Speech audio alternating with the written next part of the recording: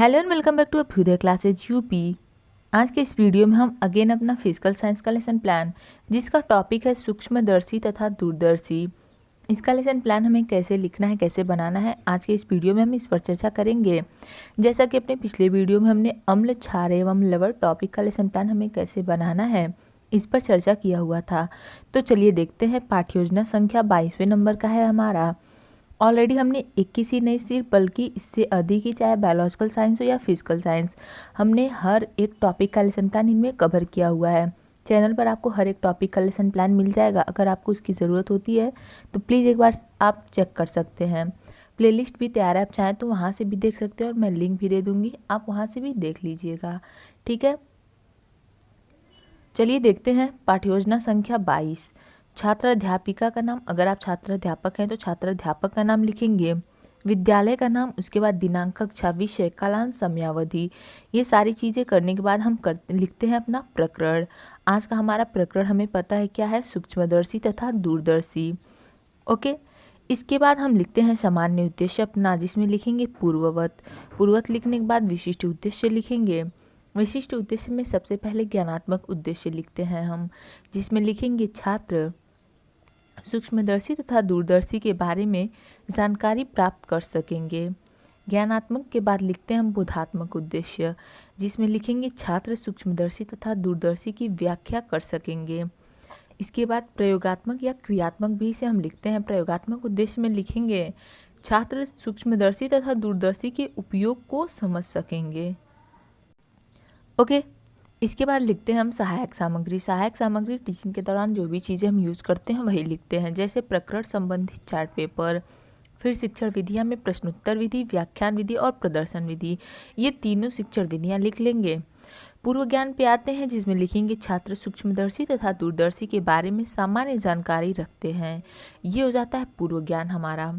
पूर्व ज्ञान के बाद आगे बढ़ेंगे हम प्रस्तावना के प्रश्न पर। प्रस्तावना के प्रश्न में हम कुछ क्वेश्चन करेंगे। जैसे पहला क्वेश्चन है, इसमें कुछ बीमारियों के नाम बताइए। तो छात्र छात्रा कथन वाले बॉक्स में लिखेंगे सर्दी, जुखाम, बुखार, हैजा आदि। फिर हम दूसरा प्रश्न करेंगे कि सर्दी जुखाम कैसे फैलता है। तो छात्र छात्रा कथन में लिखेंगे वायरस के द्वारा। ओके, अगला क्वेश्चन है वायरस को हम कैसे देखते हैं। तो वायरस को हम सूक्ष्मदर्शी के माध्यम या सूक्ष्मदर्शी के द्वारा देखते हैं। ये लिखने के बाद हम अपना समस्यात्मक प्रश्न लिखते हैं। जैसे समस्यात्मक प्रश्न में लिखेंगे कि सूक्ष्मदर्शी के बारे में आप क्या जानते हैं। ये हो जाएगा हमारा समस्यात्मक प्रश्न, यहाँ पे हम लिख देंगे। ठीक है, ये था प्रस्तावना का प्रश्न। आगे बढ़ेंगे अब उद्देश्य कथन की ओर। उद्देश्य कथन में लिखेंगे बच्चों, आज हम लोग विज्ञान विषय के अंतर्गत सूक्ष्मदर्शी तथा दूरदर्शी के बारे में विस्तृत अध्ययन करेंगे। उद्देश्य कथन हो गया ये हमारा। आगे बढ़ेंगे अब प्रस्तुतिकरण पर। प्रस्तुतिकरण में शिक्षण बिंदु, छात्र अध्यापिका कथन या छात्र अध्यापक कथन, छात्र या छात्रा कथन और श्यामपट्ट कार्य का भी एक बॉक्स हम बनाते हैं। श्यामपट्ट कार्य वाले बॉक्स में जो भी चीज़ें हम टीचिंग के दौरान श्यामपट्ट पर छात्रों को बताते हैं, समझाते हैं, लिखवाते हैं, वही सारी चीज़ें यहाँ पे हम लिखते हैं। ओके, आगे बढ़ेंगे हम सूक्ष्मदर्शी। ये हमारा पहला शिक्षण बिंदु है। क्या है? सूक्ष्मदर्शी। इसमें विकासात्मक प्रश्न करेंगे कि सूक्ष्मदर्शी के बारे में बताइए। यहाँ पे छात्र छात्रा कथन में लिखेंगे समस्यात्मक, क्योंकि छात्र मौन हो जाएंगे, आप समस्यात्मक लिख देंगे। ठीक है, इसके नीचे छात्र ध्यानपूर्वक सुनेंगे, ये अवश्य ही लिखते आगे बढ़ेंगे हम हर स्पष्टीकरण के सामने। अब स्पष्टीकरण देंगे, जिसमें लिखेंगे सूक्ष्मदर्शी एक प्रकार का प्रकाशिक यंत्र होता है। इसमें कम फोकस दूरी का एक उत्तल लेंस का प्रयोग किया जाता है। इसमें वस्तु को लेंस के प्रकाश केंद्र तथा फोकस के मध्य रखते हैं। इसके द्वारा किसी सूक्ष्म वस्तु को कई गुना करके देखते हैं। ठीक है, ये हो जाएगा हमारा पहला शिक्षण बिंदु। पहला शिक्षण बिंदु का स्पष्टीकरण। आगे इसी में लिखेंगे यदि अत्यंत छोटी वस्तु को देखना हो तो अधिक आवर्धन क्षमता वाले सूक्ष्मदर्शी का प्रयोग किया जाता है। ओके, ये सारी चीज़ें लिखने के बाद आगे बढ़ेंगे हम अपने श्यामपट्ट कार्य पर। तो जैसा कि अभी मैंने बताया, जो भी टीचिंग के दौरान आप श्यामपट्ट कार्य करेंगे, जो भी चीज़ें ब्लैक बोर्ड पर छात्रों को लिखवाएंगे, बताएंगे, वही यहाँ पे लिख देते हैं। जैसे यहाँ पे लिखा हुआ है सूक्ष्मदर्शी में उत्तर लेंस का प्रयोग होता है। ओके, आगे बढ़ेंगे अब हम बोधात्मक प्रश्न पर। हमारे बोधात्मक प्रश्न में क्वेश्चन लिखेंगे पहला, सूक्ष्मदर्शी में कौन सा लेंस प्रयोग किया जाता है। तो उत्तर में लिखेंगे उत्तल लेंस। उसके बाद दूसरा प्रश्न करेंगे कि सामान्य सूक्ष्मदर्शी द्वारा वस्तु को कितना बड़ा देख सकते हैं। तो छात्र छात्रा कथन में लिखेंगे लगभग 20 गुना। ओके, हाँ यहाँ पे देखिए, यहाँ पे 20 गुना कर लीजिएगा। ये जो हम स्पष्टीकरण दे रहे हैं तो यहाँ पे है सूक्ष्मदर्शी सूक्ष्म वस्तु को कई यानी कि ब्रैकेट में लिख लेंगे 20 गुना करके देखते हैं। ओके, आगे बढ़ेंगे हम अपने दूसरे शिक्षण बिंदु पर। दूसरा शिक्षण बिंदु है हमारा दूरदर्शी। अभी तक हमने क्या समझा, सूक्ष्मदर्शी। अब हम लिखेंगे दूरदर्शी के बारे में। तो इसमें आप विकासात्मक प्रश्न करेंगे कि दूरदर्शी से आप क्या समझते हैं। छात्र हो जाएंगे मौन, आप लिख देंगे समस्यात्मक। उसके बाद स्पष्टीकरण देंगे। स्पष्टीकरण पर बढ़ने से पहले अगर अभी तक आपने चैनल को सब्सक्राइब नहीं किया है तो प्लीज़ एक बार से आप अभ्युदय क्लासेज यूपी को सब्सक्राइब, और वीडियो आपको हेल्पफुल लगेगी आपके लिए तो प्लीज़ लाइक और शेयर भी ज़रूर कर दीजिएगा। और कमेंट बॉक्स में अगर किसी भी टॉपिक पे आपको लेसन प्लान चाहिए तो वो भी आप बता सकते हैं। मैं पूरी कोशिश करती हूँ कि हमेशा एक बार कमेंट बॉक्स चेक करूँ और आपका जो भी समस्या हो उसका समाधान कर सकूँ। तो कमेंट बॉक्स में आप ज़रूर बताएंगे। ठीक, वैसे तो लगभग आपको हर एक टॉपिक का प्लेलिस्ट आप चेक कर लेंगे तो आपको हर एक टॉपिक का लेसन प्लान मिल जाएगा। चलिए देखते हैं स्पष्टीकरण। इसमें लिखेंगे दूरदर्शी वह प्रकाशिक उपकरण है जिसका प्रयोग दूर स्थित वस्तुओं को देखने के लिए किया जाता है। इसमें 2 उत्तल लेंस होते हैं। ये दोनों लेंस एक खोखली बेलनाकार नली के दोनों सिरों पर स्थित होते हैं। लेंसों के बीच की दूरी को आवश्यकता अनुसार घटाया बढ़ाया जा सकता है।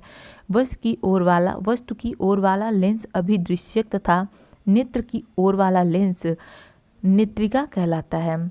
दूरदर्शी से दूर की वस्तु का स्पष्ट व बड़ा प्रतिबिंब देखा जा सकता है। ये हो गया हमारा दूरदर्शी का स्पष्टीकरण। बोधात्मक प्रश्न लिखेंगे कि वस्तु की ओर लगने वाला लेंस क्या कहलाता है। तो यहाँ पे छात्र छात्रा कथन में लिखेंगे अभिदृश्यक। ठीक है, आगे बढ़ेंगे हम अपने तीसरे और आखिरी शिक्षण बिंदु पर। तीसरा हमारा शिक्षण बिंदु क्या है, सूक्ष्मदर्शी व दूरदर्शी के उपयोग। अभी तक हमने सूक्ष्मदर्शी को लिखा, फिर दूरदर्शी, उसके बाद अब इन दोनों के उपयोग को भी लिखेंगे। तो इसमें विकासात्मक प्रश्न करेंगे सूक्ष्मदर्शी व दूरदर्शी के कौन कौन से अनुप्रयोग हैं। छात्र मौन हो जाएंगे, हमें पता है, हम समस्यात्मक लिख देंगे। ठीक नीचे छात्र ध्यानपूर्वक सुनेंगे, अवश्य ही लिखते चलेंगे। ओके, अब स्पष्टीकरण देंगे। स्पष्टीकरण में लिखेंगे सूक्ष्मदर्शी व दूरदर्शी के निम्न उपयोग हैं। सबसे पहले सूक्ष्मदर्शी का उपयोग बताएंगे, उसके बाद दूरदर्शी का। सूक्ष्मदर्शी का पहला लिखेंगे पॉइंट, इसका प्रयोग शोध क्षेत्र में किया जाता है।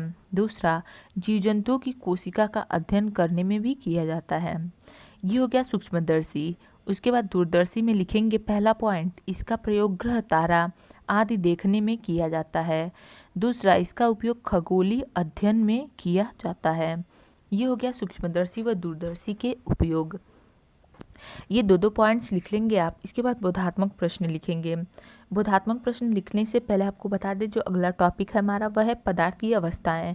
पदार्थ की अवस्थाएं टॉपिक का आपको ऑलरेडी चैनल पर वीडियो मिल जाएगा लेसन प्लान का, तो आप कोशिश करिएगा कि वहाँ से अगर आपको आवश्यकता होती है तो प्लीज़ एक बार से लिख लीजिएगा। मैं लिंक दे दूँगी, आप वहाँ से चेक कर लीजिएगा।